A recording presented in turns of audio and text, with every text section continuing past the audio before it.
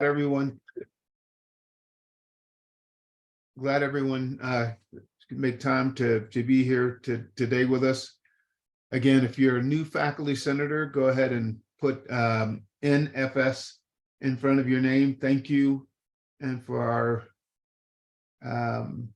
returning faculty senators, just the FS.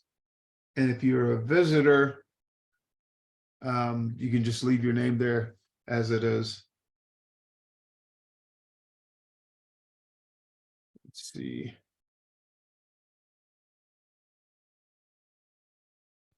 And again, if you're able to, go ahead and power your cameras on. We have a huge group today. It's good stuff.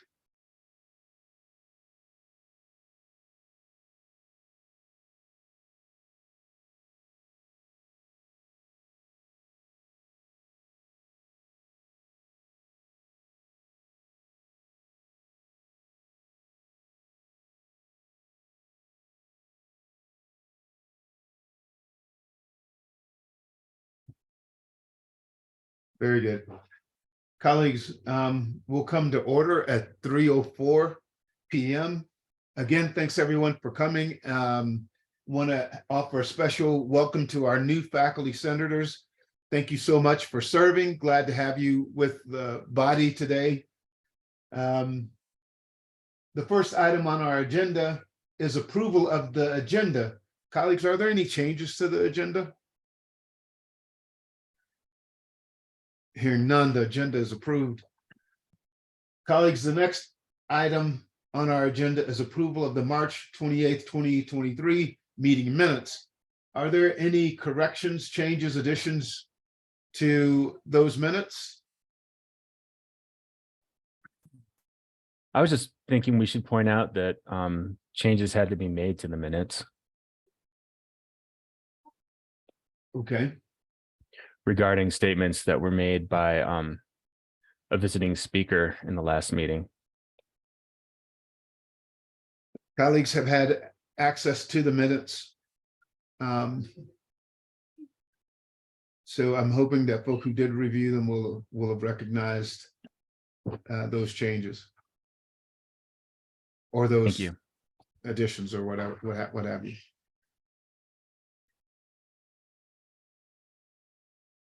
Hearing no further comment, the minutes are approved. The next item on our agenda is the president's report. I know I saw President Stokes here, Secretary. There are President Stokes. Thank you for joining us this afternoon. Colleagues, for our new faculty senators, the president and the provost typically will come and give us a report of the activities from the previous week, the previous month, any newsworthy items, and then we as a body formulate questions. We ask those questions as they occur to us. Today, as guest of the Faculty Senate, we want to welcome our new colleagues to join into that process. Feel free to formulate questions for the provost or for me or for anyone else during the course of the meeting. President Stokes, thank you for joining us. Good afternoon, everyone. And I want to just join in and share that I welcome the new faculty senators as well, and also those who are returning. I only discovered in the last minute or two that the provost isn't going to be here today. It doesn't appear. And so at least I just now looked at the agenda and saw that. So there were some items that I did not plan to cover, expecting that he would. So maybe there may be questions associated with things he might share with you, but we'll just, I'll try to cover as much landscape as I can here. I did want to mention to all of you, a big part of my world basically is related to our Board of Regents, and I think most of you who were here the last time I visited knew that we have new regents named. Paul Blanchard and Paula Tackett replaced chairman, the person who served as chair, Doug Brown, and then former secretary of the board, Sandra Begay. So great new additions. We do have Regent orientation that's been going on for the last few weeks, and more orientations to come. So, you know, always the leadership transition leads to different conversations, different perspectives.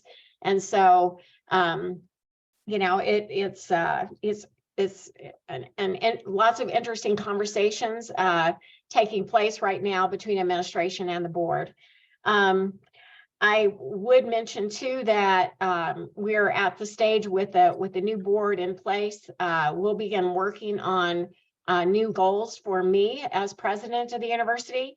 Most of you are aware that at the end of the year, I received a contract renewal, but we were waiting. I had goals that had been set for 2021 and 2022, kind of waiting for new regents to come on board before deciding what the goals are that I should be pursuing. Of course, I always welcome feedback from others about what those goals should be. It's kind of a negotiation between me and the board, between the board and I, as to what those goals will be. But they usually shape the direction of many of the members of the administration. So often things related to what's happening in the health sciences, things in academic affairs, things with students and faculty. So it covers a broad range.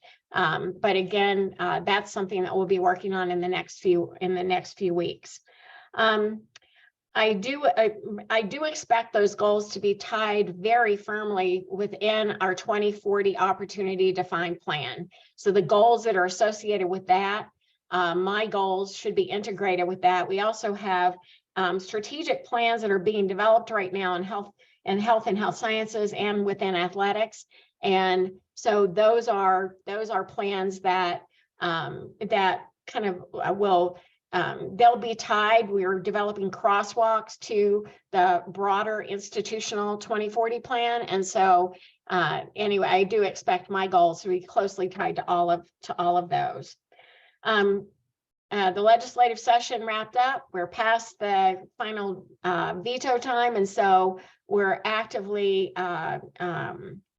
really already starting to plan for the next legislative session. That's kind of what happens. It comes to an end and then you're starting all over again.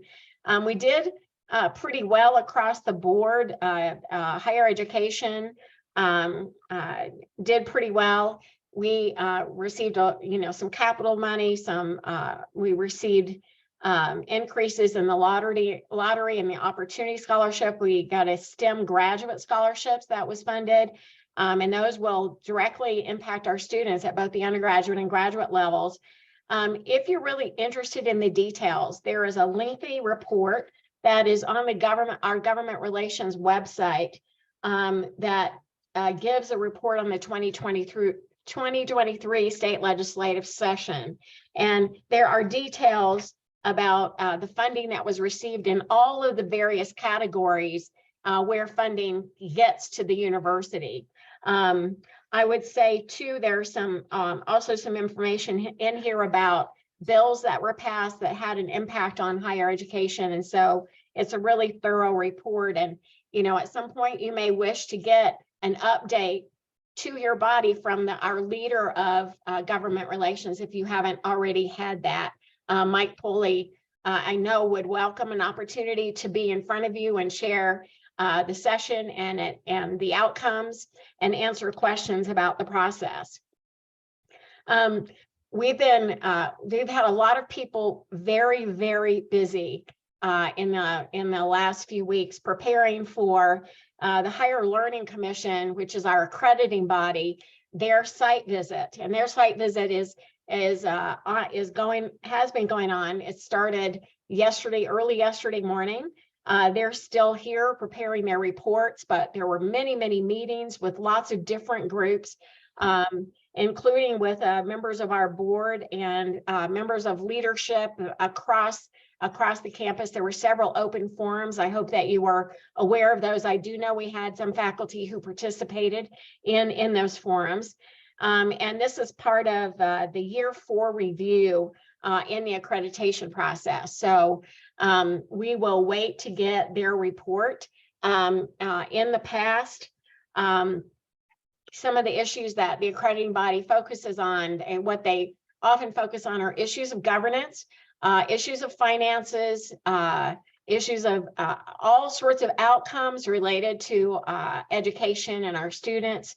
I have to say the amount of work that goes into preparing for this is enormous. And, you know, some of you may have been touched by that work, but it is quite a process. But we are looking forward to the feedback that we'll likely receive from the accrediting body in the weeks to come.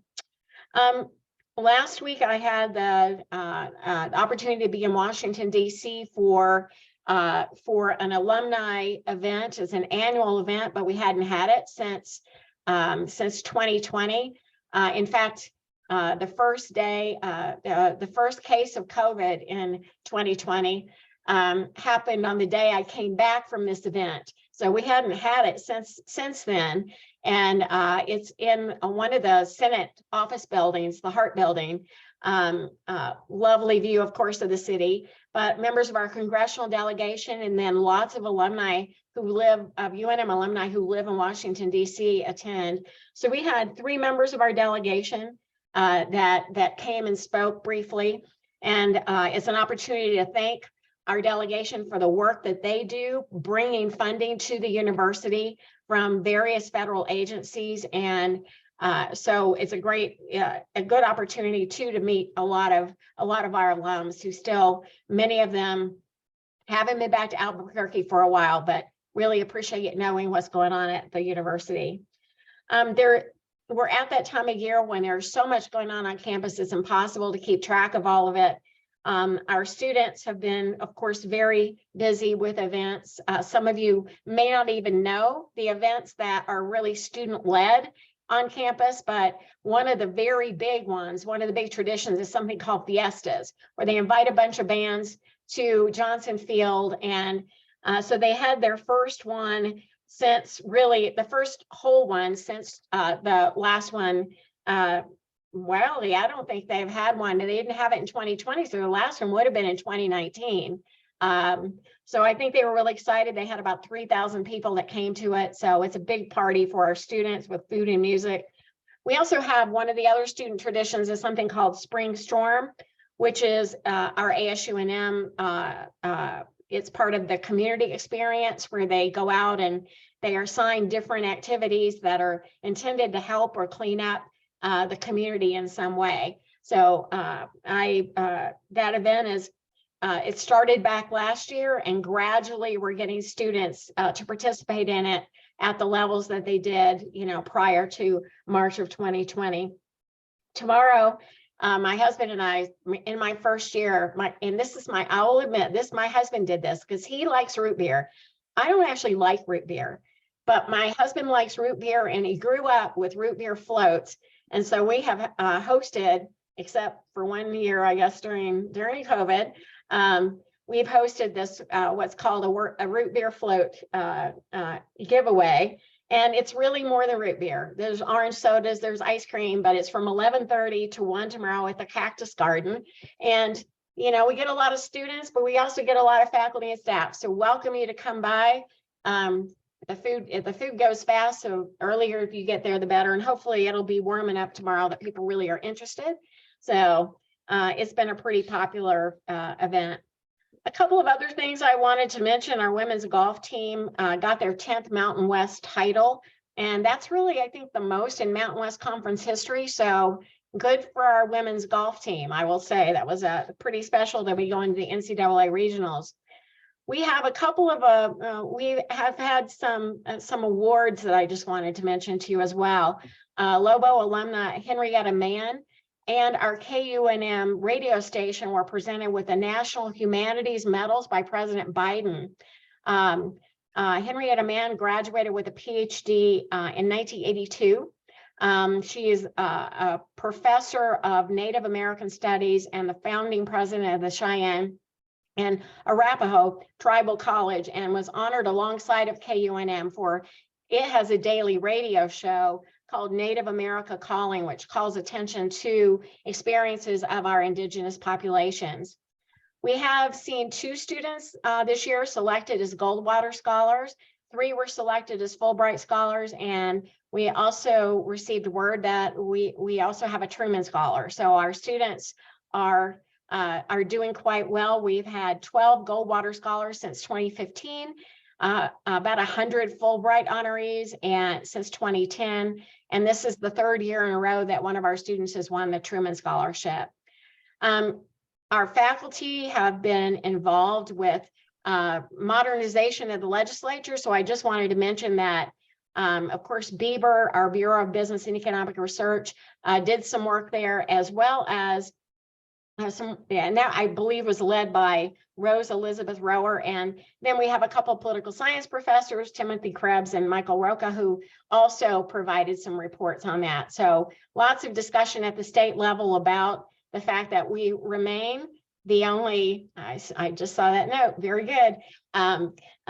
We have the only citizen legislature in the country. And so nothing really got through the legislature this year to kind of modify things about the way that the work is done. But I suspect that that conversation will continue. And it's always good to have the university's faculty involved in helping the legislature think about ways to improve what they do.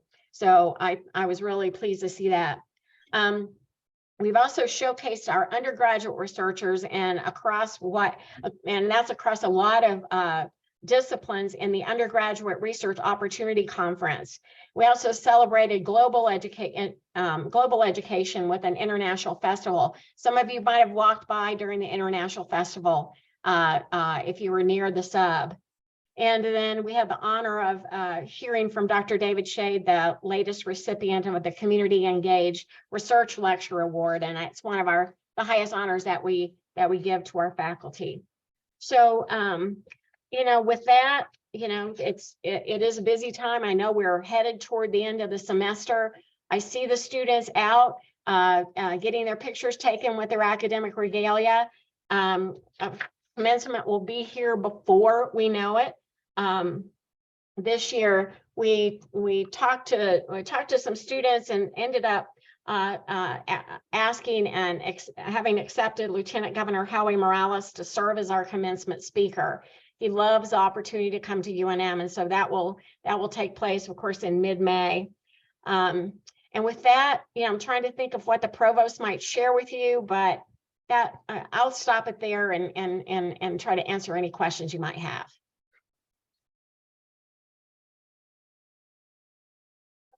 Any questions for President Stokes, colleagues? We can use our reaction button down there to raise your hand if you have a question. Well, I know what happens. If nobody asks a question, Finney will feel compelled to ask a question. But he'll ask a question even if you do ask a question. Are you prepared today? I'm prepared. I have questions. Seeing no hands. So I have a few questions, President Stokes. The first is about compensation. Do you have some sense of where we sit in terms of what faculty compensation might look like for the coming year? So, what I know is that the amount that was funded by the legislature put in for 6% compensation for the ING funded units. The formula that the legislature uses to give us that for money for compensation funds about 80%. So, and what we discovered was that the governor struck the language that said that it would be an average of 6% compensation. And so, I know that funding is available. We presented that information at the last Board of Regents meeting. And so I know that there'll be negotiations taking place related to faculty compensation. And then we also had prepared guidelines for staff compensation.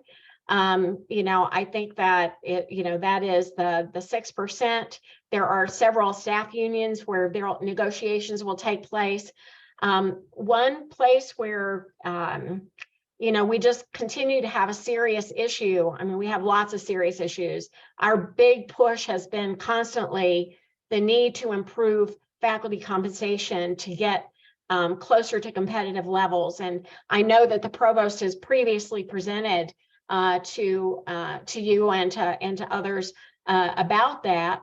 But in our School of Medicine, the amount of funding that they get from the state is minuscule. It comes nowhere near being able to cover the cost of a compensation increase. And so, I think that, that's the funding that we have is the 6%. Auxiliaries and other places have to come up with that funding themselves. But I think that, that's where we are. And I think that the real exception is going to be School of Medicine, which I know has created some real concerns because the School of Medicine faculty are just as far behind from on a competitive basis as faculty in most of our other departments. So if we are only funded 80% of that, do we have a good strategy, a solution for the 20% shortfall at least for Central Campus? Well, my understanding is that our academic affairs group and the provost have worked closely with Nicole to figure out where to get the funding. We were originally hoping that a requested tuition increase would help offset that, but we definitely have. I know that they've been working hard to identify the funds that would allow for the 6%. Okay. And then for Justin Bendel has just put in the chat that UNM Valencia, from UNM Valencia, is UNM arguing for 10% raises for faculty. Someone in passing mentioned that to me, but I don't really have any additional information about that. Okay. And then for our student numbers for the fall, I probably don't have specific numbers, but the last reports that we've had have been all upward trending. Does that remain the case to your knowledge? Well, to my knowledge, I think the assumptions that I know were pretty much, I think, articulated at the Board of Regents meeting, was that just last week? Boy, it all blends together. Were that to assume relatively flat enrollment going forward. We certainly are hoping for an increase. What I don't yet know is whether the fact that tuition will not go up, whether that will influence what prospective students and their families might plan to do. I do know that I was on campus. Well, I'm always on campus, but I was at the sub on Saturday when we had a lot of prospective students and their families visiting. It was, it was there was a large event, a lot of interest in UNM. We're pulling out all the stops to recruit students, both first years and, transfer students and graduate students. So I'm optimistic that we will see some kind of increase in enrollment for the fall. Finally, the HLC visit that wraps up this coming Wednesday. Am I correct? So that they finished. We did a kind of an exit interview with the team, the site visit team, today finished around 12:30. They are still in town. They are locked up in the hotel where they're staying to write their report in the next 24 hours. So they're supposed to finish up their work around noon tomorrow.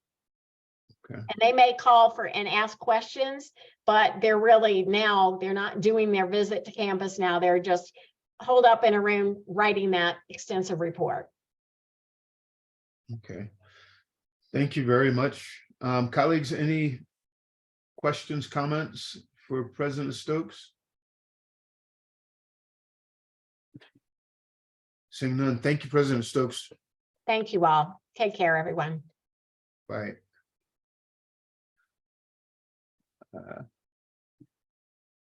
Colleagues, as I'm want to do,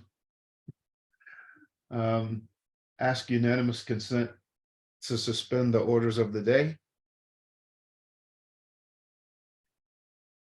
The reason being, I'd like to move the president's report, or the faculty senate president's report, which is the next item, to the end of the agenda. Hearing no complaints, we'll suspend the orders of the day. Colleagues, the next item on our agenda is the consent agenda. This is an action item. This is our spring 2023 degree candidates and curricular changes. I would point out that this is one of the best parts of our business, is being able to certify our graduating students. Do we have a poll, Rick, for the consent agenda? Yes. Can we post the poll, please?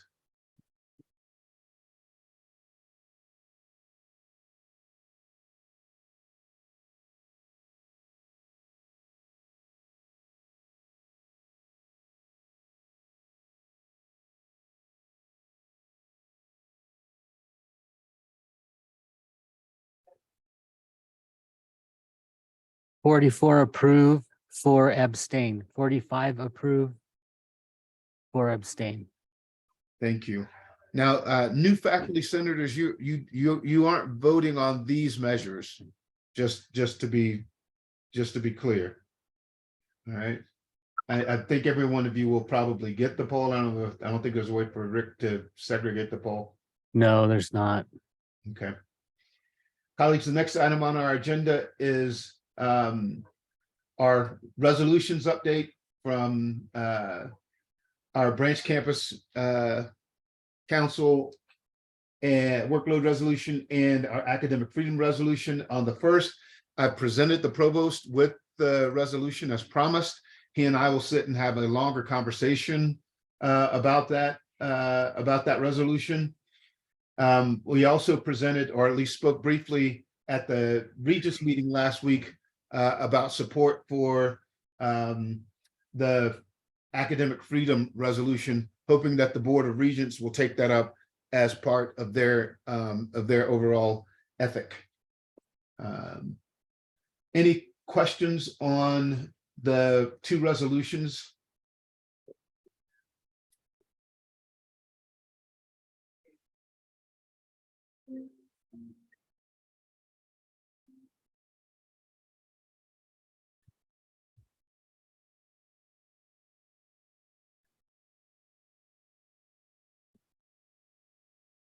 Colleagues, the next item on our agenda is faculty senate committee membership. I don't believe the good Dr. Elder could join us today. So I'll let you know that she's working hard on filling all of those positions. Remember that faculty senators have first dibs on any committee assignments. So if there's a committee out there that you've wanted to serve on, if you are now elected a member of the faculty senate, simply reach out to Chris. And unless there's just sometimes we have to have a particular distribution on committees, we'll give you your preference if you'd like. And I think she might have had a bit more to say, but I don't. The next item on our agenda is a new certificate in interdisciplinary studies. This comes to us colleagues as an action item. And the good Dr. Megan Jacobs will be bringing us up to speed on this. Megan? Hi, it's nice to be here today. Can I go ahead and share my screen? Because I do have just a short PowerPoint. Yes. Okay, awesome. Let me go ahead and do that. Okay.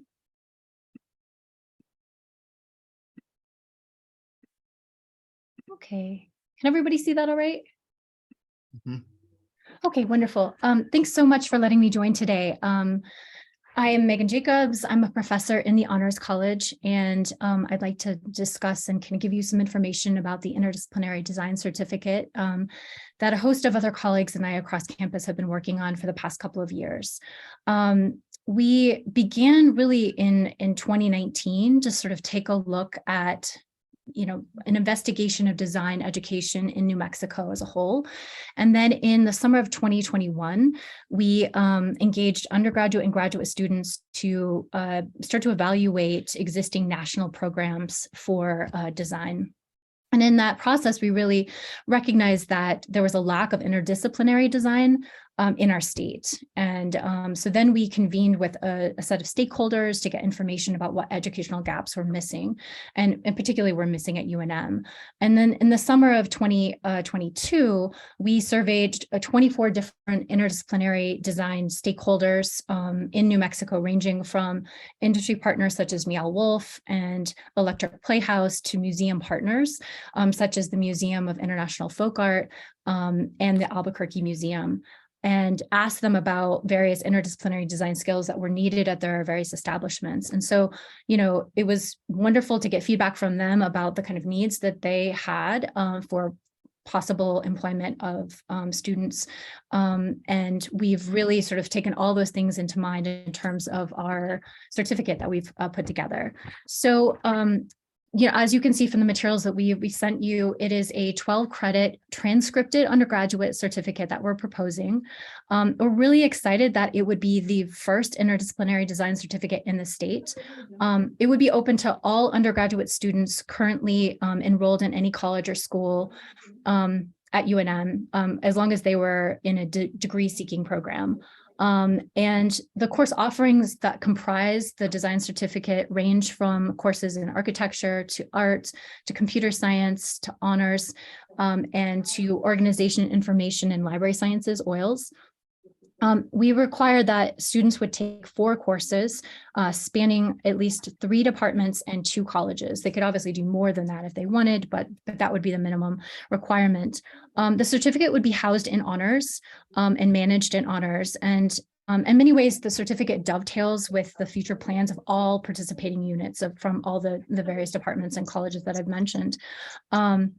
It aligns with the Honors College mission, which is to provide challenging opportunities, intensive interdisciplinary, cross-cultural liberal arts education. And the creativity, curiosity, and community, which are pillars in honors, in many ways are the impetus for the certificate.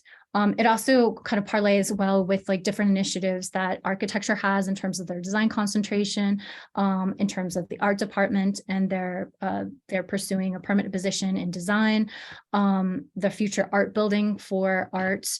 The CCAT will have a designated arts lab space in which students could use for the iDesign certificate students to work in. So there's a lot of overlap and cross-pollination among the various partners in terms of how this would dovetail with their mission as well.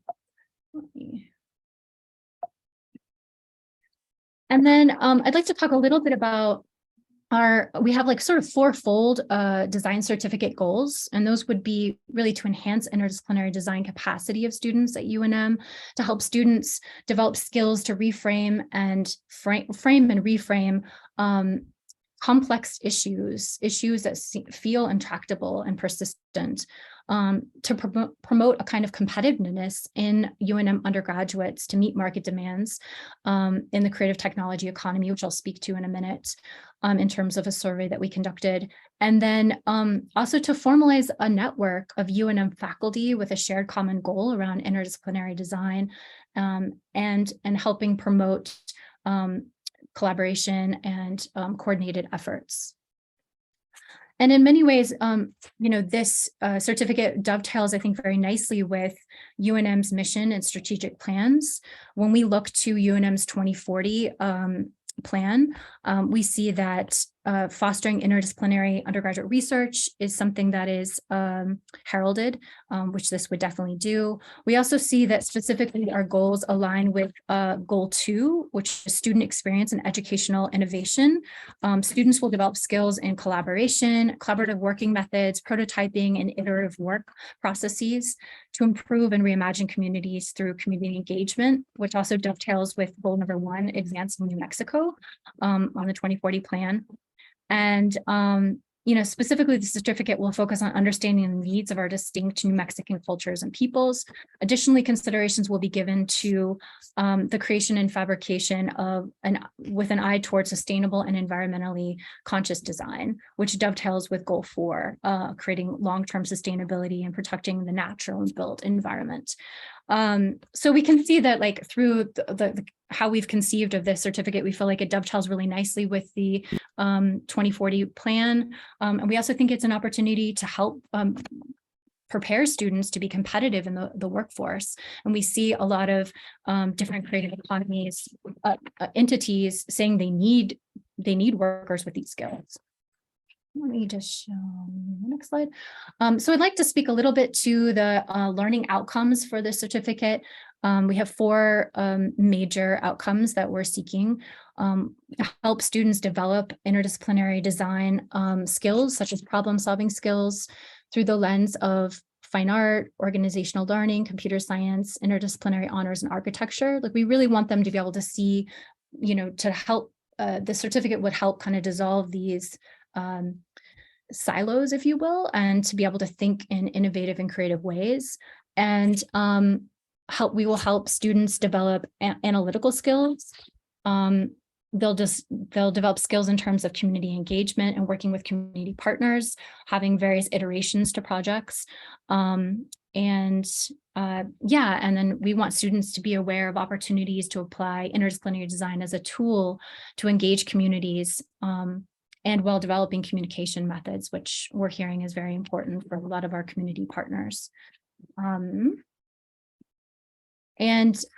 think I mentioned this at the top of the presentation, but in the summer of 2022, we conducted a market survey of 24 different organizations, museums, creative technology entities. You can see them listed here, and got feedback about the kind of needs that they need for potential employees. And it was really overwhelmingly resounding that like these kind of interdisciplinary design thinking abilities are things that they really want. And so of the 24 responses that we got, 66.7% were very supportive of the creation of this certificate. So I hope that gives you an overview of what we're proposing, and I'd love to answer any questions that folks may have. Any questions on the certificate, colleagues? I have a question. Ian has his, well, go ahead, Olivia, and then Ian. Thanks. Hi. Thank you for your presentation, Megan. Sure. I'm curious about how competition is going to be embedded in this program as a value transmitted to students, because you mentioned, it's ideal to increase the competitiveness of our students. So is this program seeking to teach our students to be competitive against each other or in the workplace? Or could you speak a little bit more about that, please? Sure. Yeah. Okay. Great question. No, not competitive against one another, more collaborative than anything else, but definitely competitive as possible for employment, like giving them the skills that would make them marketable. Like what's happening right now is that, these places, especially that are using like interdisciplinary design and various technologies are finding that students don't have the skills that they need to work there. And so they're hiring from outside of the state. And our goal is to try to keep people local, keep New Mexicans in New Mexico who want to stay here. And so, so sorry if that was confusing on my part, but more like help them have skills that will allow them to stay and to work for various organizations and entities that are seeking these kind of skills. But in terms of the classroom environment, no, it would be much more collaborative and communicative, because those are the kind of skills that they're going to need in their workplaces. So yeah, great question. Got it. Thank you. Yeah. Yeah, hi. Thank you, guys. Megan, thank you so much for the presentation. Very briefly, I teach in international studies, which is an interdisciplinary program. So Awesome. you're singing to the choir in terms of why it's important, and I love this idea. Question I've got for you is the market survey, I think, is really great. One challenge that I found is helping the students understand why undergraduates, why interdisciplinarity is important.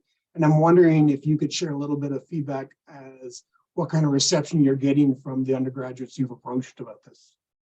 Yeah, great question. And I do want to say, like, I'm the only partner who was able to be here today. Everyone else is in class at the moment. But this is definitely a partnership with Tim Castillo, with Mary Songus, with Vanessa Soha, with many, and Liam Buckley, like many other people across campus. And I think that we feel really strongly that for these kind of work environments, like being able to communicate, being able to work iteratively, being able to problem solve, like it takes an interdisciplinary approach. Like if you are a designer, you still need to understand the science that you may be designing for. You still need to be able to think about what is the most important note to hit of this information that's being communicated? What are the subpoints? And so I think that like we're seeing like having a multifaceted approach to this sort of design is needed and necessary in the work world. So, I mean, I'm in honors and, we are interdisciplinary honors. Like our approach is looking at a topic through multiple lenses in the classroom. So I'm a big believer that I think that this gives students a rich opportunity.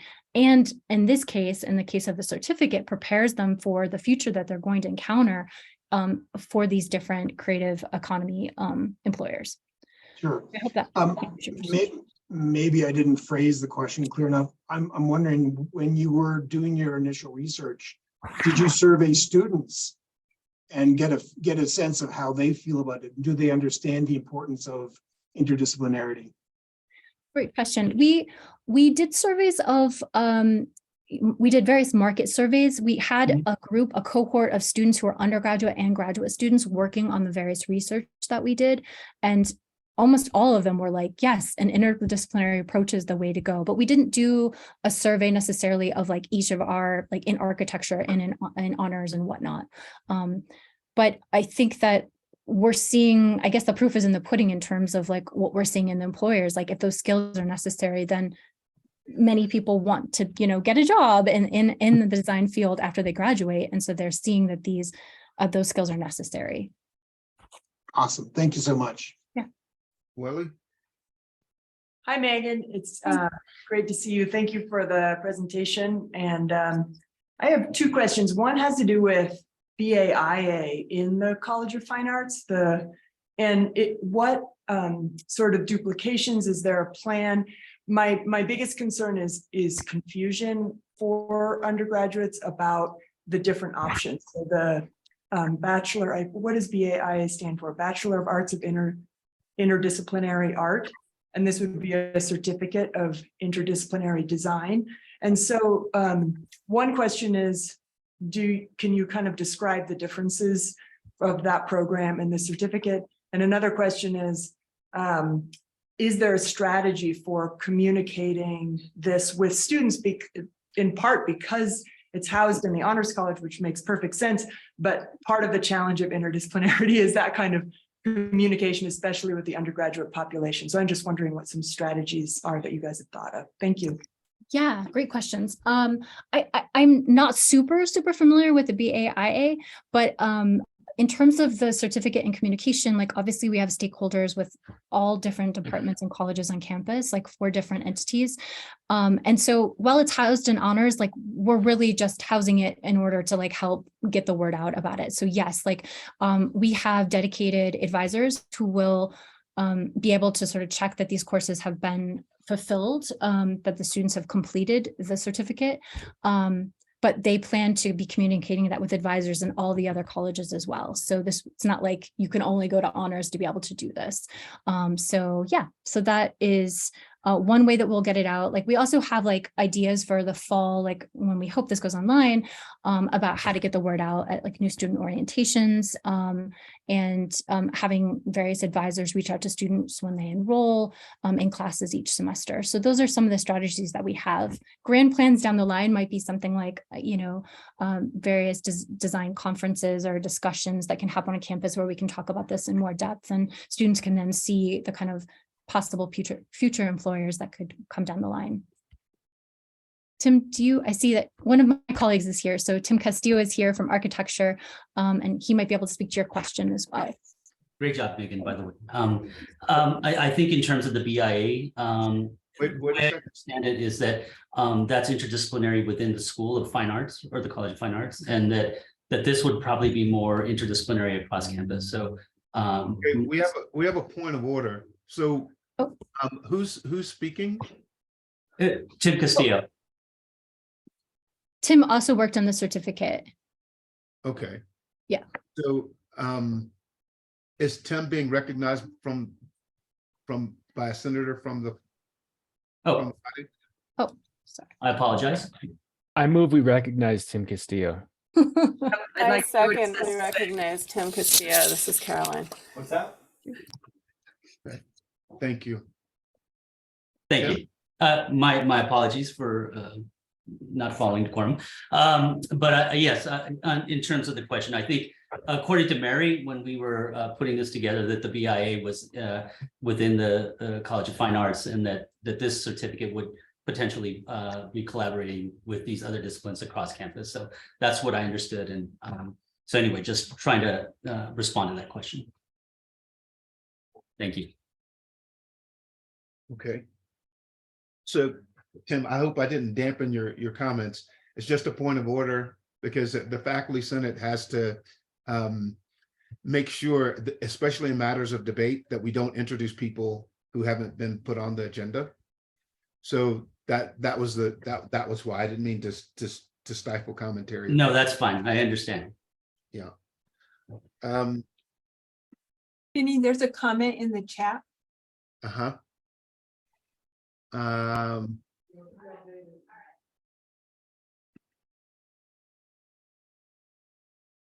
Will these same courses count toward their BA? Will they do double time within the transcript? This is from Anina Wolpo from Los Alamos. Tim, do you want to answer that or you want me to? Why don't you go ahead, Megan? My understanding is that it would double, it wouldn't be, they wouldn't have to take extra classes, like some of those classes could count for it. So yeah. Jane? So would you be open to opening up to other of the engineering departments? I see that you have representation from computer science and chem bio. I'm an electrical, and I'm fully supportive of this program. In fact, I think it addresses an incredibly important problem that when our students come in and they're already very high achieving, they've often already taken a lot of the core courses. And at least in engineering, you cannot take a lot of engineering classes at once. It's too much. So they wound up taking 2 gym class, phys ed.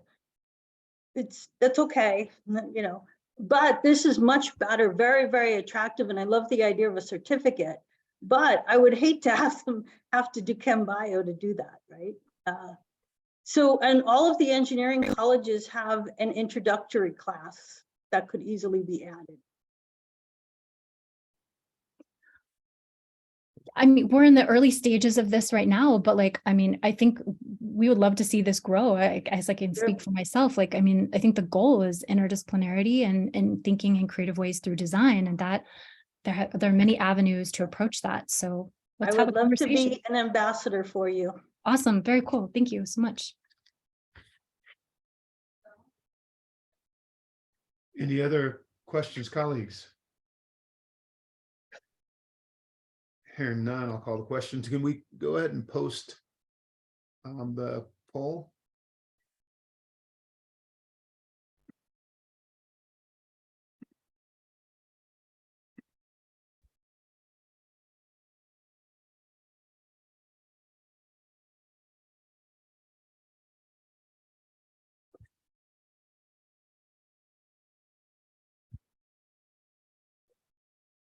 $35 approve and 5 abstain. It passes. That measure passes.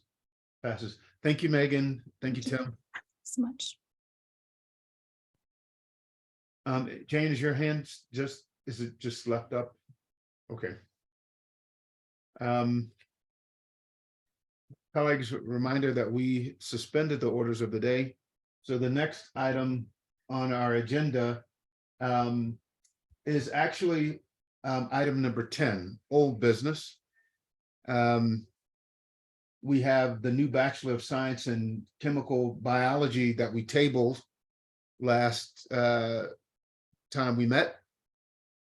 I'd entertain a motion from the floor, if there is one, to take it from the table. So moved. Do I have a second? I'll second. This is Caroline Scruggs. It's been moved and seconded that we return to our old business, the new Bachelor of Science in Chemical Biology. Colleagues, this comes to us as an action item. Is there any discussion? I would just like to say that I think this is an issue of both retention of our current students and attraction of new students. This degree will serve students that aren't being served by our current offerings. It focuses much more on chemistry than biochemistry, gives us a 2-semester sequence of these courses on main campus, whereas the biochemistry courses do not offer that to anyone who is not a biochemistry major. And finally, this will serve students in engineering, biology, earth and planetary sciences, and many others.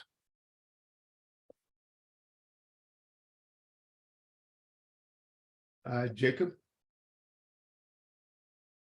Thanks, Finney. I'm a little worried about policy that was followed for this.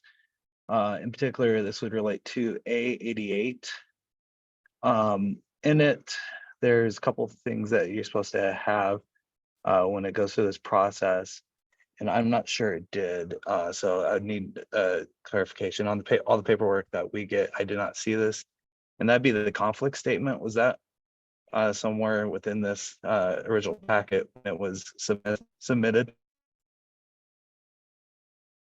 And it's for reference, it's D, that you need a conflict statement on any actual or potential conflicts with the programs or services of existing academic units at UNM branch community campuses of UNM or is it other institutions or organizations within the state of New Mexico. Does the proposed academic unit or change offer a potential or enhancement of or cooperation with the program or services of academic units or organizations? So again, was that submitted? Because for A88, it says you have to have that in your proposal. And I would argue it's at least a potential conflict. You know, we're still debating over whether it's an actual conflict or not, but a potential conflict with biochemistry.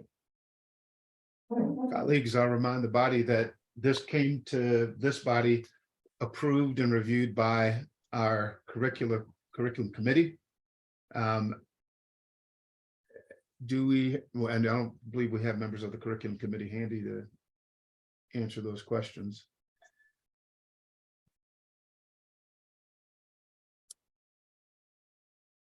Okay. And then further with the potential conflict, you know, I think it's already kind of been said at last meeting, in particular 421, 422, and 422L chemistry, because they even had it originally named as biochemistry for chemical biologists, and then said, oh, we can change the name, but you know, to their thing, it's totally different they're saying it's totally different, but then when you use the name and just could do a quick name change, it does bring up this, is there a potential conflict?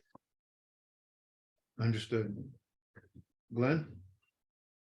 Apologies if I missed something, but when we spoke about this last, it sounded like some folks were saying that this is very similar and other folks were saying it wasn't similar. And part of what was going to happen was that they were going to meet and chat. Do we ever, was there anything to follow up about like how similar these programs actually are, or where can I find that? So I can confirm that Associate Provost Cheek, who said that she would be here, I don't see her name though, did speak with the deans of the two units involved. I'm not sure that there's any resolution. I do know that as of today, we don't have any formal resolution in terms of the two parties having gotten together and hashed things out, what have you. But that's not the item of business today. The item of business today is a vote on whether or not we approve or don't approve the degree. Is there further comment? Ezra? I move that we recognize Professor Edwards to briefly speak about his attempts to achieve resolution. Do I have a second? A second. Colleagues, it's been forwarded and seconded that Jeremy Edwards address the body. Do we have any opposition to that? Hearing none. Dr. Edwards, I'd ask for brief comments, please. So briefly, yes, we did meet. We met on the Thursday following the faculty senate meeting in March. Dr. Para and I scheduled a meeting. Dr. Cheek requested to be available. I forwarded the Zoom information to Dr. Cheek.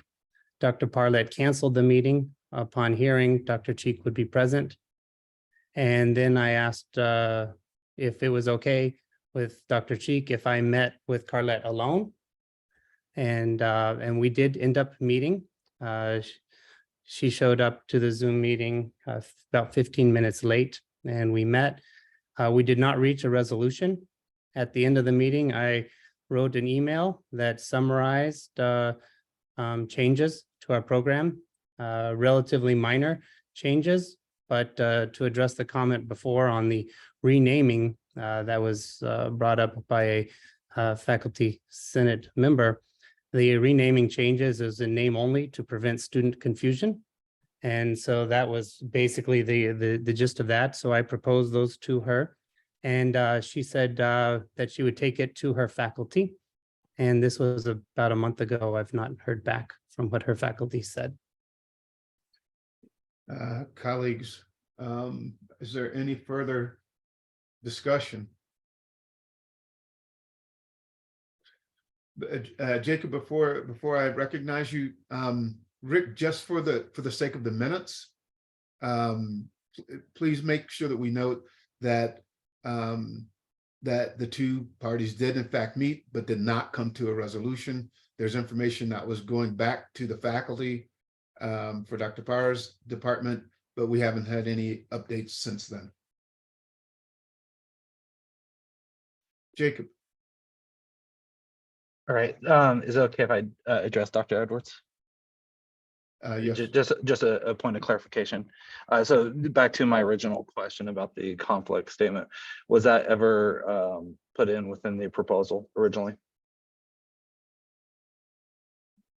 Within the proposal, we had information about interactions with all the units and the reasons why our program is unique.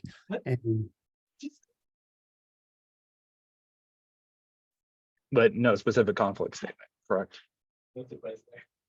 I'm not aware of any conflict statement that you're talking about. So Jeremy, who produced the A88 for this? Well, could you tell me exactly what this document you're referring to is? Is that is that like the formal form, the former Form C? Is that what you were talking about? Well, actually, the A88 is for the creation and reorganization of UNM academic units. And I actually, I'm not sure the A88 actually applies in this case, Jacob. As this is this would have been a new program, not a reorganization of an academic unit. If you were reorganizing an academic unit under A88, it's true that you must provide a conflict statement, but you'd also have to produce an organizational structure, academic offerings, administrative structure, the academic benefit rationale, and of course, an executive summary. So those are the elements of an A88 if we were looking at the reorganization of a unit. That is not what this is. This is a standard introduction of a new major. Right, so again, for clarification, so it's not creation of an academic unit, that's what you're saying. Right. And therefore not going for A88. No, it should not. Okay. Is there anywhere in the faculty handbook for curriculum? Because that's what came up when I had looked up this before. Yeah, this should have been caught. I want to be careful how I phrase this. Under most circumstances, conflicts like these would have been resolved before this document was ever submitted. Those issues, for a variety of reasons, were not resolved before the degree was introduced. I won't go into the details of why that is the case or was the case, but all of the procedures were properly followed. The proper submission, it went through the process as it normally should, but some of the conflicts that have arisen are conflicts that simply were not resolved throughout the negotiations and the building of this program before it was introduced. And that's not, I won't say that it's not uncommon, but we can understand that there'd be occasions when you wouldn't be able to hash everything out before making a proposal. The job that we have today is to vote yes or no on the proposal that we have in front of us. Ian. Thanks, Vinny. I don't want to interrupt discussion on what's coming up. I have actually a request before we go to vote, when discussion is all done. Is it possible to remind us all of what is the wording of the actual resolution that we're going to be voting on? Yes, and I would ask Dr. Edwards to give us that. So the Department of Chemistry is trying to start a new Bachelor of Science degree in chemical biology.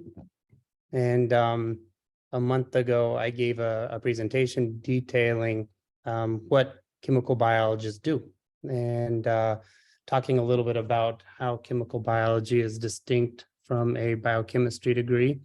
And I basically provided the basic curriculum for which these students would take and the possible career trajectories for these students. Is that sufficient to answer your question? Yeah. Thank you so much, Jeremy. I guess what I'm still not sure of it, and if I'm misremembering, please somebody tell me, but I feel like the question or the wording of what we were actually going to be voting on was altered somewhat. So I'm no longer sure of what it is I'm voting on. So we're voting on whether or not to approve the new degree in chemical biology. Okay, thank you. Roberta? Recently we submitted for a different program, new classes, and we were required to show that they didn't duplicate or conflict with anything that already existed. And it's never been quite clear to me if that happened. So this whole thing's been somewhat confusing. So Roberta, like I said, during the process of submitting for the degree, the proposal, there are a number of places along the way where one typically would have caught any conflict. And for whatever reasons, this proposal did not trigger any concerns about conflict until it came to Faculty Senate, until it made it to Faculty Senate.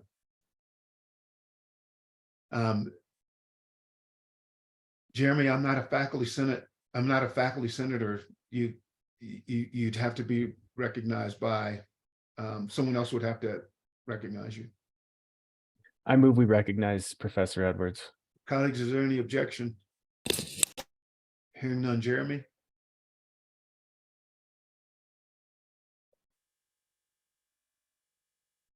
And it helps if I unmute. I want to just quickly respond to that. Yes, we did address duplication of our program within the application completely. We feel strongly that it is not at all duplicative of what biochemistry is offering. And that's our firm, strong belief, and that our program is extremely valuable for the University of New Mexico. And we have support from other departments within UNM that claim this to be so. I've got 10 letters of recommendation from UNM main campus faculty, as well as UNM HSC faculty that I'm prepared to share with you if you like, indicating the uniqueness and the value of our program and all that we have to offer to UNM students and to the state of New Mexico in general. Jeremy, could you, do you have the proposal handy? The Kowali forms, I have most of the proposal handy. I have some parts of it. Do you have the part that discusses the conflict? Yes, I do. I actually prepared some slides for that. Are they part of the proposal? They are part of the proposal and plus part of the email from Dr. Para claiming duplication. Colleagues, do you have any objection to having Dr. Edwards share that part of the document? Hear no objection from the floor. Jeremy, will you please share that with us? Yes. Here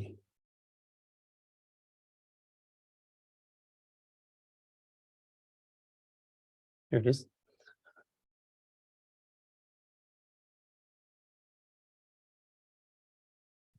So let's see. So this is the email that was sent not to me, but was forwarded to me by Dr. Cheek of the duplication in our program that was claimed by Dr. Para. Claimed all the highlighted courses that are part of our program are duplicative. Okay, Jeremy, what we need to see is the proposal itself, like in the proposal. I know there's email traffic back and forth, but if you could show us the part of the proposal where you address the question from the floor is, did the proposal contain language about the conflict? That, can you show us that, please? It definitely contains that. I don't have all the quality forms opened up right now. Let me see if I can find them quickly.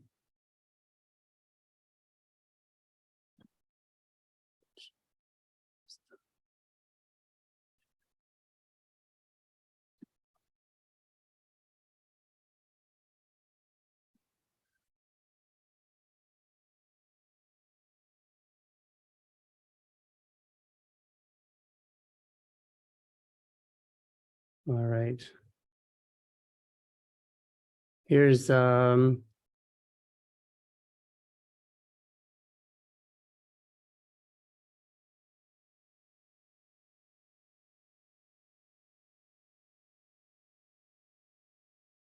was the full proposal that was entered. It's not the complete proposal because when you fill out the forms, in addition to uploading the proposal, there's also boxes to fill in.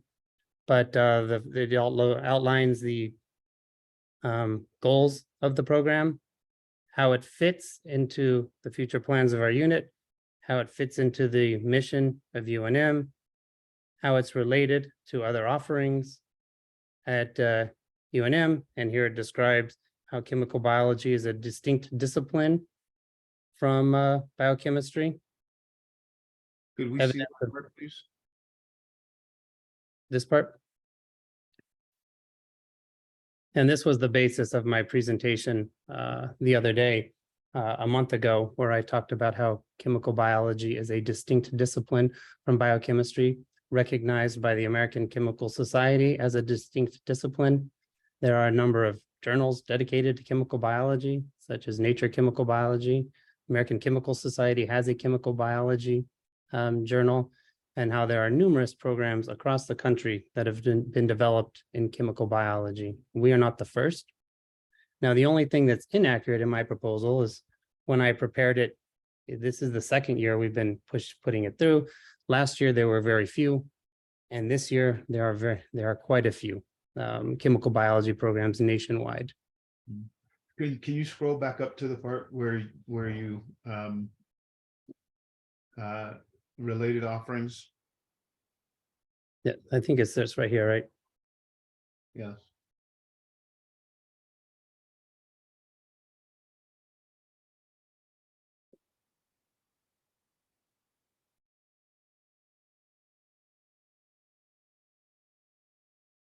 So I highlighted this quite a bit in the presentation last month.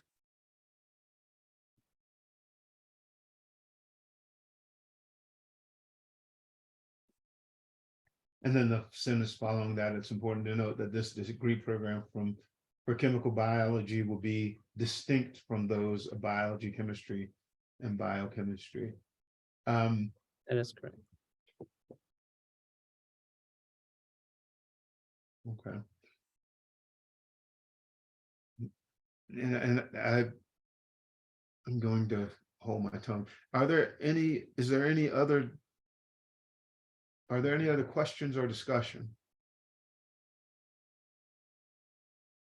Yeah, this is Scariano from pathology. A question came up last time the subject arose in terms of the possibility that it might be confusing to offer 2 degrees, and I know that you've Dr. Edwards, you've delineated the differences, but you know, how are students going to be advised in terms of these 2 different paths or degrees? With your permission, I will share my screen again because I've got a bulleted list to help to answer that.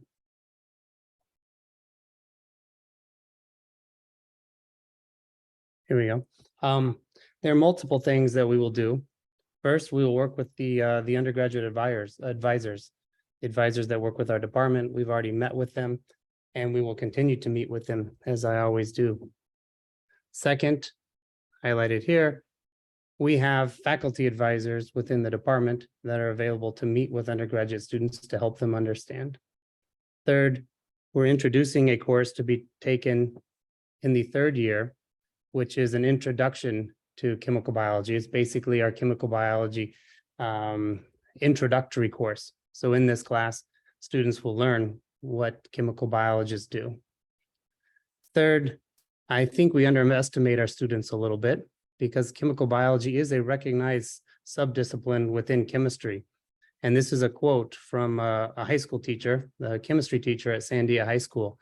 And this teacher is talking about one of her students and says this student of hers plans to attend medical school and has researched other chemical biology programs across the country, including Stanford, to help decide between chemistry, biochemistry, chemical engineering, etc. as an undergraduate degree. After comparing many degree programs side by side, he is convinced chemical biology presents the balance of chemistry and biology that he's looking for, as well as the application to research. He loves the idea of applying chemistry to solve biological questions.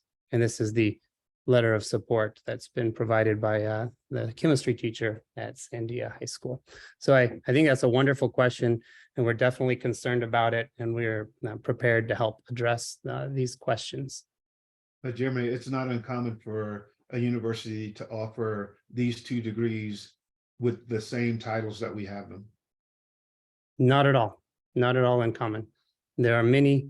I think last month in my presentation, I illustrated Vanderbilt University that has a Department of Chemical Biology and Biochemistry and offers 2 degrees within the same department.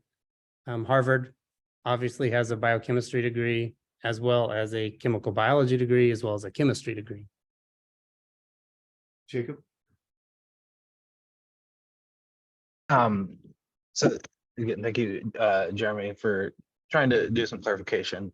I would like to recognize you. You did said you had letters of support from HSC. If you wouldn't mind showing that, I would prefer to see that too. With your permission, I'm happy to share that. Yeah. I've pasted them all into a PowerPoint. So let me start here. Here's a letter from Dr. Tudo Prea, Professor Emeritus from Internal Medicine.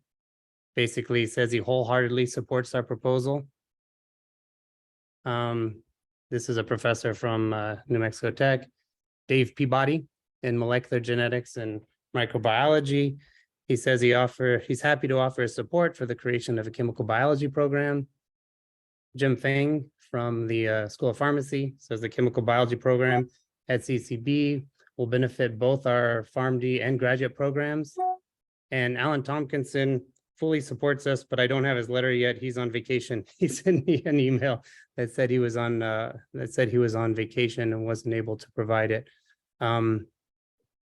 So I've got letters. Oh, and I have one other letter. Where is that letter? Here it is. Nope.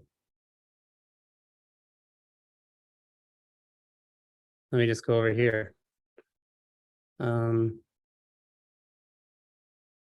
Rob Orlando provided a letter. So this is Rob Orlando. He was a biochemistry faculty member for over 20 years.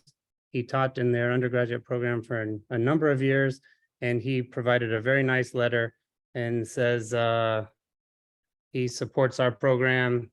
He says we're behind the curve. It's essential that we start this program as soon as possible. I have 5 letters from HSC faculty.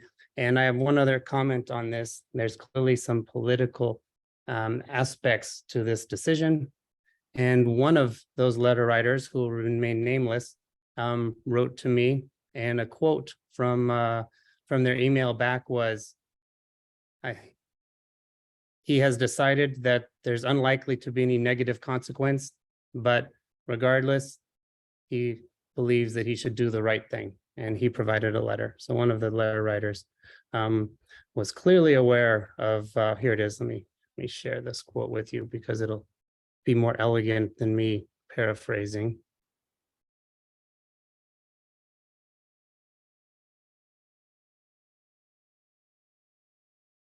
Here it is. I decided a negative consequence is unlikely. And anyway, as my upbringing taught me, do the right thing. Let the consequence follow. And this was a quote from one of the HSC letter writers when they emailed me the letter of support.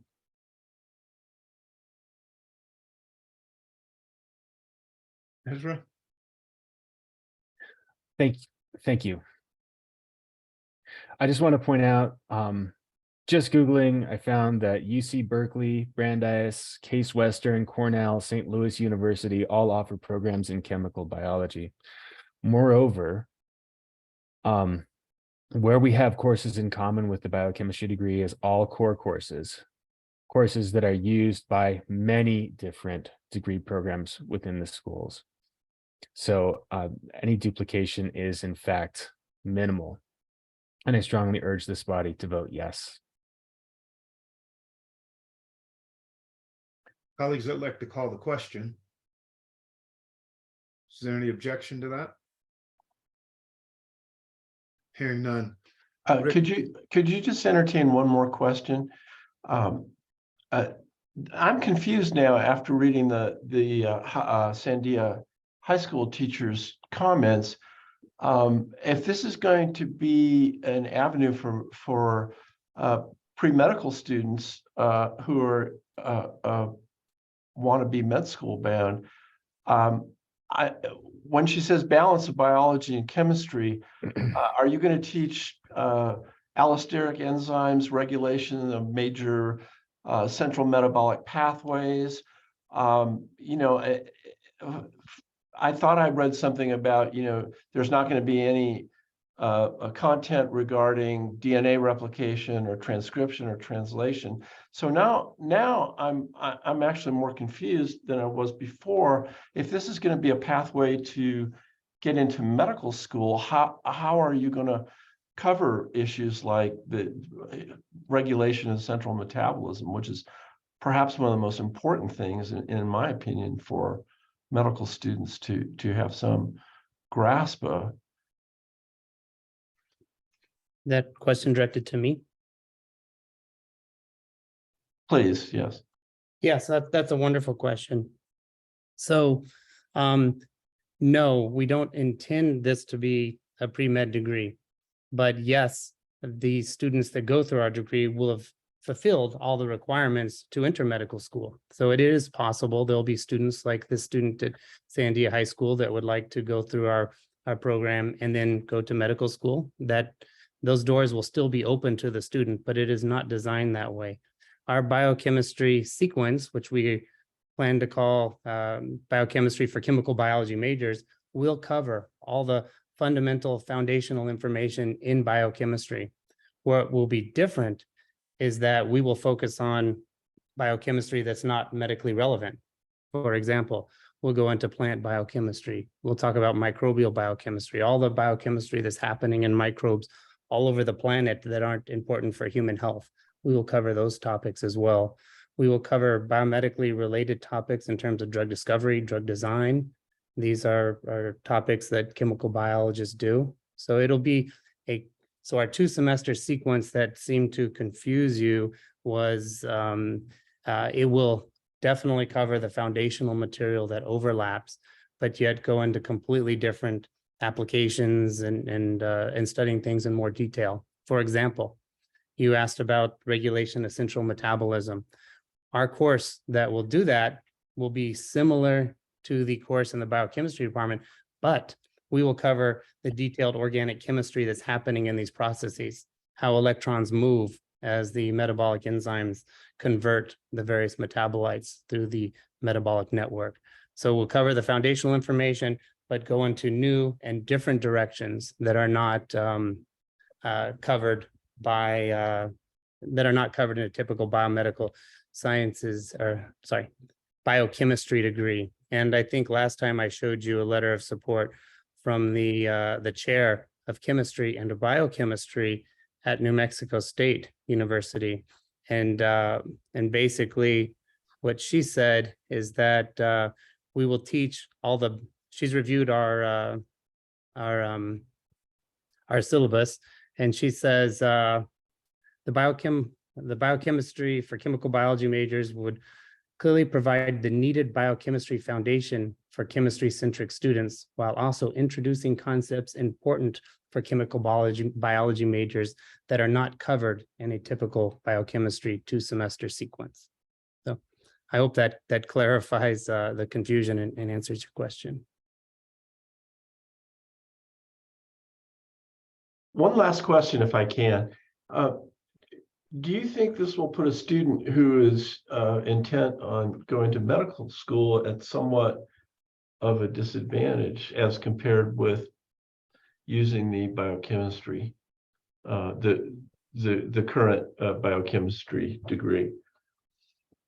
If a student came to me and said they were certain they wanted to go to medical school, I would probably advise them to major in biochemistry.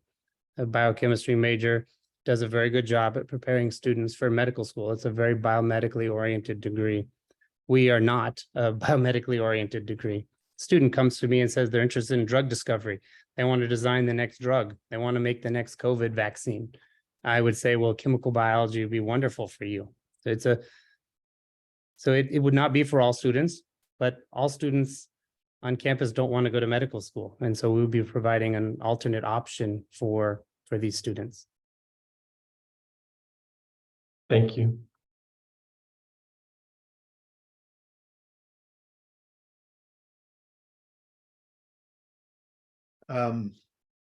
Colleagues, we have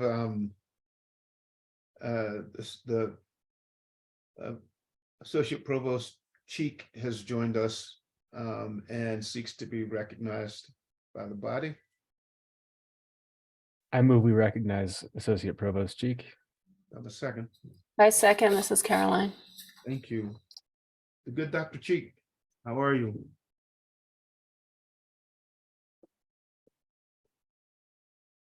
She disappeared. I'm well. Thank you for the opportunity to speak, and I've been privileged to be here since the beginning of the discussion. So I just wanted to provide some context that might be useful for considering the question of this curriculum proposal. One is that I have encouraged conversation between both chairs.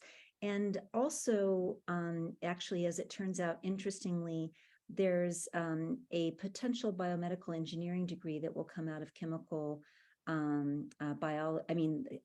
the Department of Chemical and Biological Engineering that will come before you as well. And I think that's relevant, and it hasn't been entered into curriculum flow, but I think it's relevant because it's an indication that this broad area is very important intellectually right now, and that there's a lot of room for research and investigation, and there's a lot of room for students to learn. And then additionally, at the University of New Mexico, there's potentially a lot of room for collaboration. So what I've been able to do, but I haven't been able to get as far along this pathway as I would like, people are pretty busy, is to encourage chemical and biological engineering to also enter the conversation with biochemistry and the Department of Chemistry, to think about places where there are some synergies, and particularly to recognize opportunities where upper division curriculum on the undergraduate level could actually become richer and could be amplified by having 3 different programs, but collaboration across faculty to offer critical courses. I've also spoken with the 3 relevant deans, the Dean of Medicine, the Dean of the College of Arts and Sciences, and the Dean of Engineering, to suggest to them that it is in the interest of the university to think about the ways that curricular collaborations across, again, one of these programs exists, the other 2 have not been affirmed yet by the Faculty Senate, but the potential for really rich work to come out of collaborations between the potential 3 programs. On the research side, we all know that when faculty are teaching together, they can also collaborate in research. And then also in terms of amplifying opportunities for students. So that's the work that's going on my level, trying to kind of create some rational collaborations with these 3 different takes on a complex set of fields that overlap. Anybody who is going to be running a lab that's going to be designing the next vaccine would like to have people from all 3 of those areas, right? Not any single one. So that's the perspective that I'm taking on it. I wanted to speak to 2 pieces or 2 questions that have come up along the way. One was the advising question, which I thought was a really great question as somebody who's really invested in students being able to navigate the university. A good reminder is that biochemistry is actually housed in arts and sciences, even though it's offered on the health sciences side. And that means that the current advising is done by the advisors in arts and sciences. So with chemical biology entering on, it would be the same set of advisors who would be providing advisement. And so it's not as if you have to walk across, Lomas and find the right room to find the advisor to engage them in differentiating between the two degrees. It's the same advising core in arts and sciences who would be working with students to navigate. Another thing that I wanted to kind of add is that recently, not too long of a distance, the concentration in evolutionary anthropology that was really kind of designed for pre-meds was approved in curriculum. So it's an additional pathway to medical school. It was really specifically designed by the Department of Anthropology to provide an evolutionary biology background that could feed into med school prep.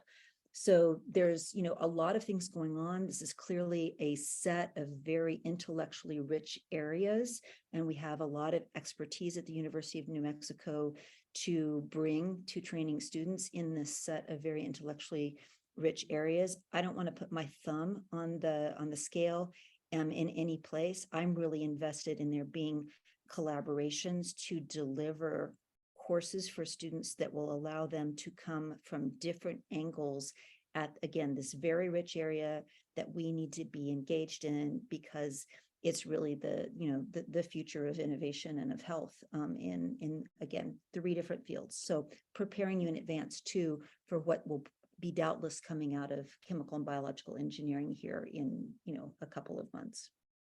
Okay. Thank you. Colleagues, we have the question called, however, I'd ask you all, it's really important for us because we're going to do this to want to avoid a roll call vote. If you would go ahead and follow the instructions from earlier. If you're a new faculty senator, put NFS beside your name. If you are an existing faculty senator, go ahead and put FS out in front of your name so that we can make sure that we have an accurate count of those present. If you'd indulge me with that, please.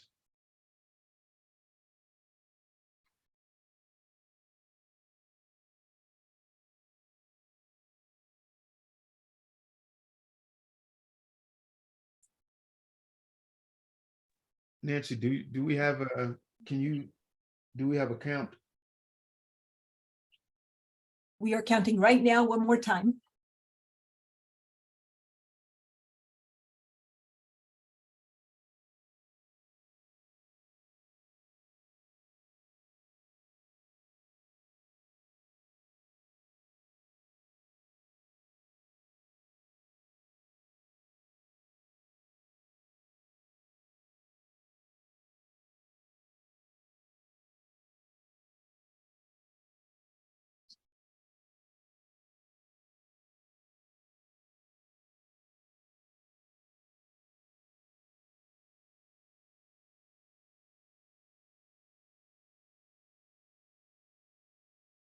Can you give me just one more second? People are still putting FS by their names, and so it's changing the order. So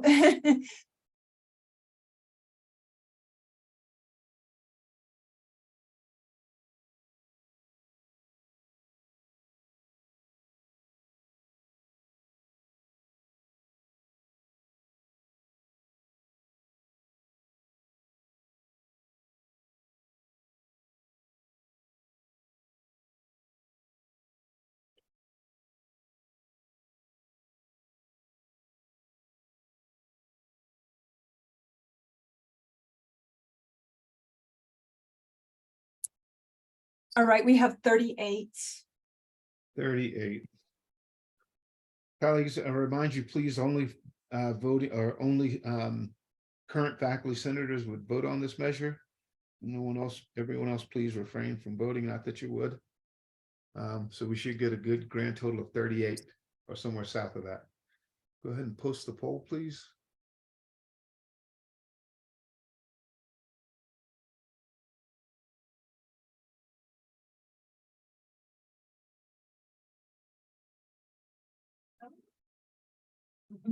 Fini, I apologize. I couldn't change my name, but I voted. It's Kadruca.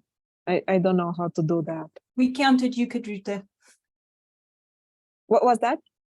You're fine. You're counted. Thank you.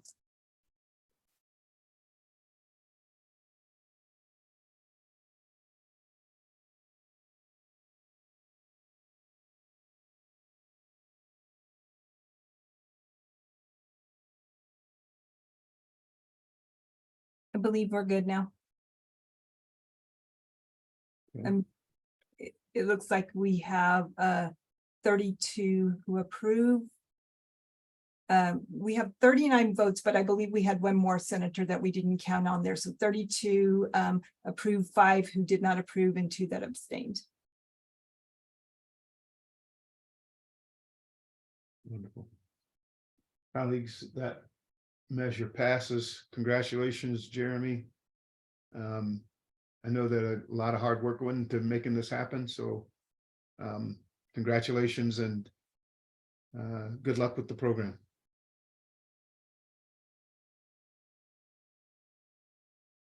Colleagues, our next item of business has to do with faculty senate elections. As it sits right now, we have nearly a full slate of faculty senators. We will need for you all to vote in the coming week or so, or I should say make nominations and put your names in for faculty senate president.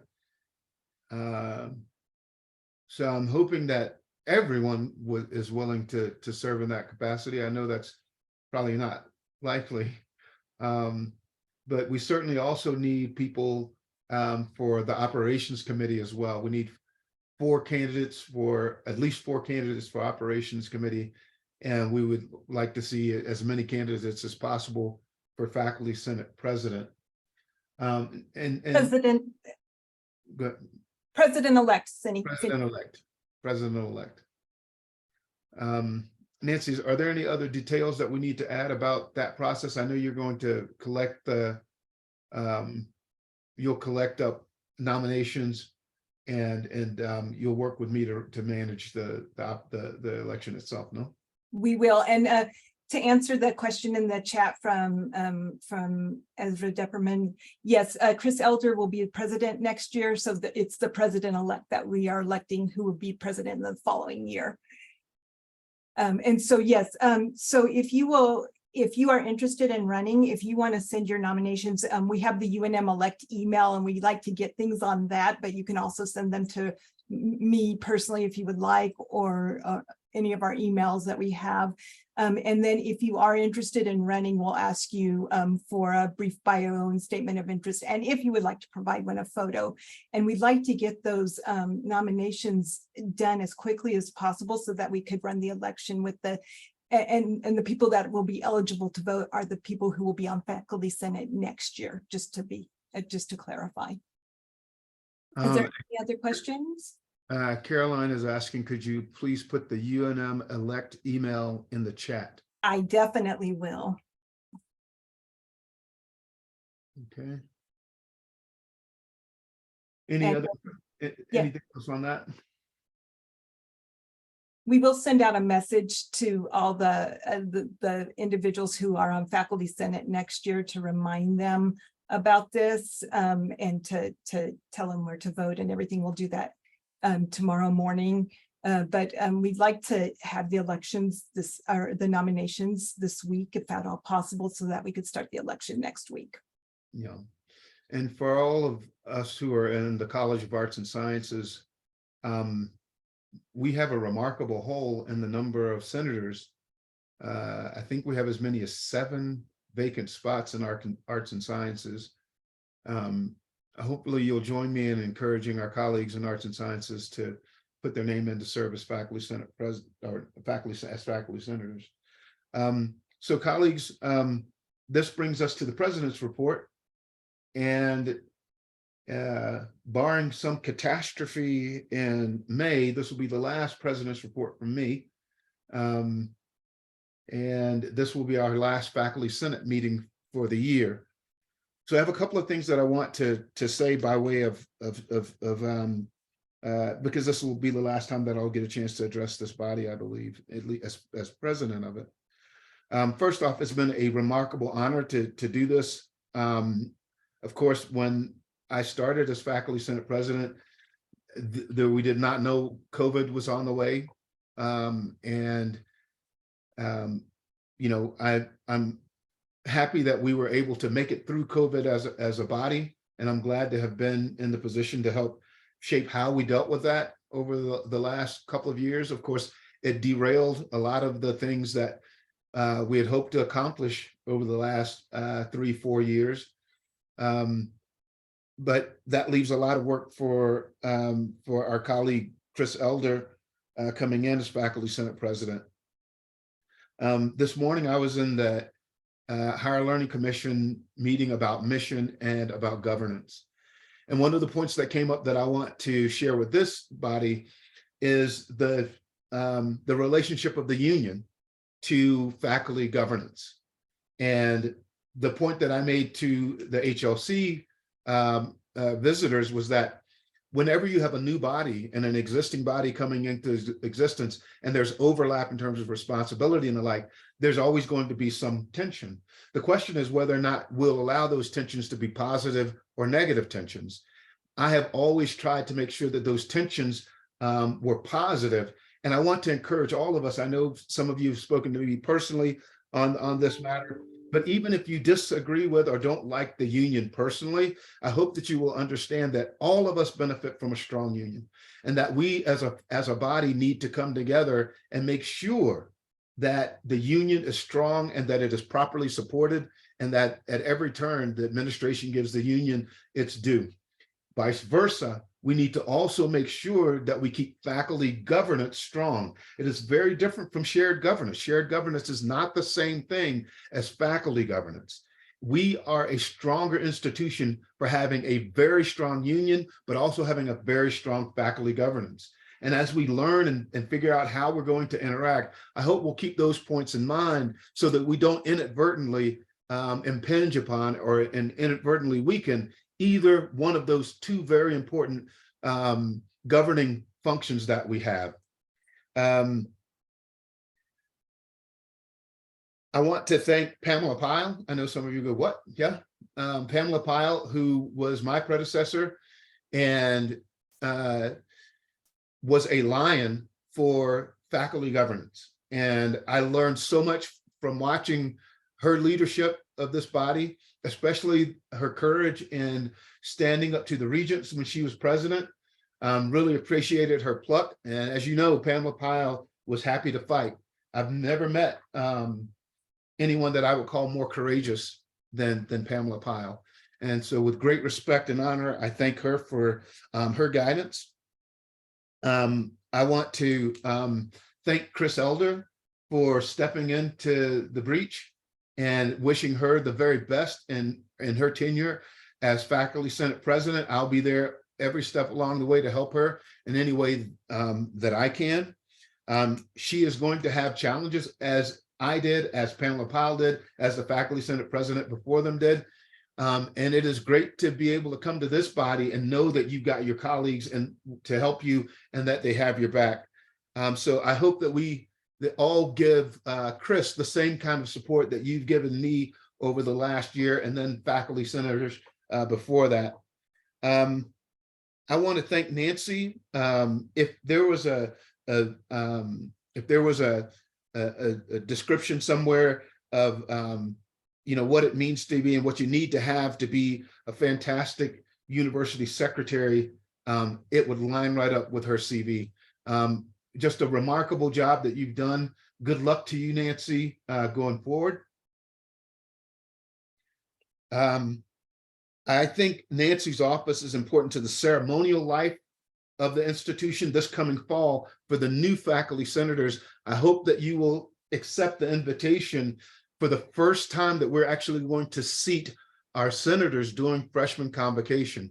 So what that means is during freshman convocation, you will literally march in with in front of the students, and we will seat you on the stage as the new faculty senate. All faculty senators will be invited to attend that ceremony. And so that fall convocation is an opportunity for us to demonstrate to our students the moment that they walk into the institution that we have their back, that we care about them, and that we want to see them succeed. Finally, I want to give thanks, and I don't want to give.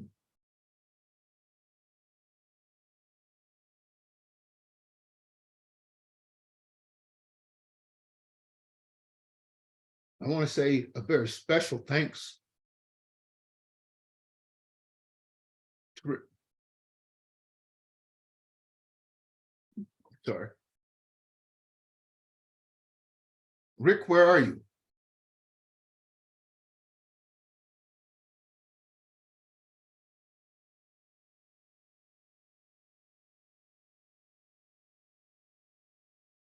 He's waving.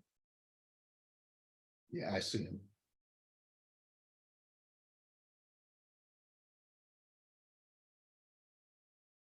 Thank you for being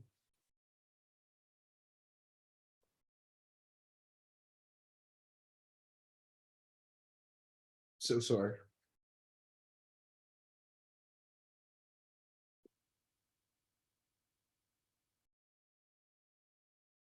You've been a brother to me. Thank you. Couldn't have. No way could have done this without you. So thank you. I'm sorry for that.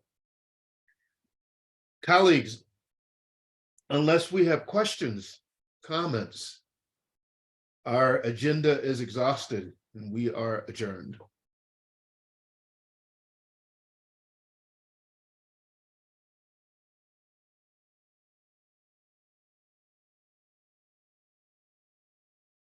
Hey, thanks again, Finney.